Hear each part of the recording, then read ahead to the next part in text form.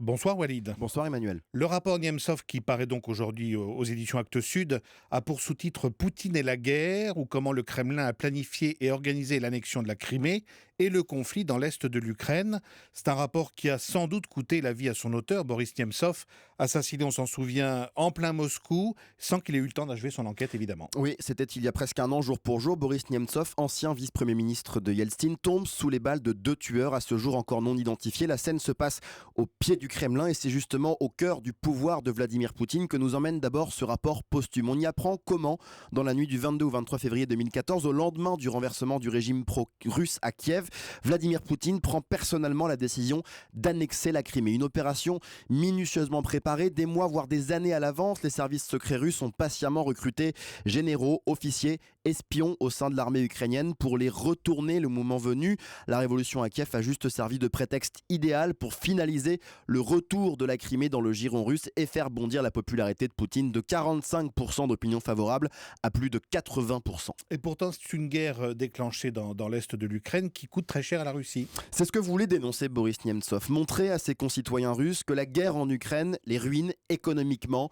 politiquement et humainement. La force de son rapport réside surtout dans les témoignages des familles de soldats russes tués dans l'est de l'Ukraine, ces familles qui reçoivent ces caisses en bois avec cette mention Grouze 200, dans le jargon militaire russe, cela désigne les dépouilles de soldats, et qui apprennent, ces familles, qu'elles ne toucheront aucun dédommagement. Pourquoi ?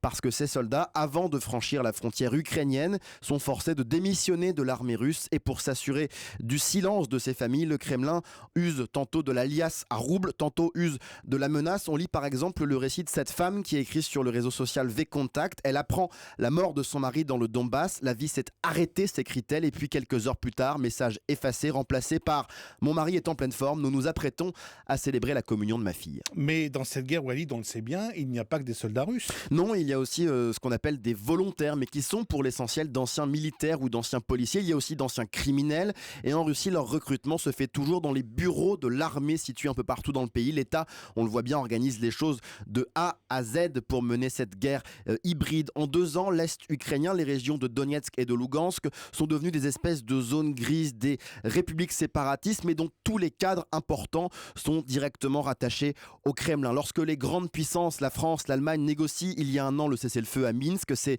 Moscou qui est à la manœuvre. Les représentants des républiques séparatistes sont exclus des débats et attendent sagement le verdict derrière la porte. Moscou tient ces 2 régions, mais ça n'empêche pas toutes les dérives, les arrestations de civils, les tortures, les tribunaux populaires qui ont déjà mené des exécutions arbitraires, et puis la crise humanitaire, les centaines de milliers de déplacés, les destructions jusqu'à l'impensable, le crash en juillet 2014 d'un Boeing de la Malaysia Airlines abattu par un missile fourni par les Russes. Et dans toute cette affaire, c'est important de le souligner, ressurgit aussi le spectre de la guerre en Tchétchénie. Oui, dans cette zone d'instabilité, c'est une autre composante du mouvement séparatiste pro-russe. On les appelle les Kadyrovski. Ce sont les hommes de main du dictateur Ramzan Kadyrov, installé à Grozny par Vladimir Poutine après la guerre en Tchétchénie. Les Kadyrovski sont très actifs dans l'Est ukrainien séparatiste, recensés dans le bataillon qui s'intitule le bataillon La Mort. Ramzan Kadyrov, c'est aussi ce nom que l'opposition russe brandit aujourd'hui pour désigner le commanditaire ou l'un des commanditaires de l'assassinat à Moscou de Boris Niemtsov. Merci beaucoup Walid Berissoul. Et donc ce rapport Niemtsov est à lire aux éditions Actes Sud.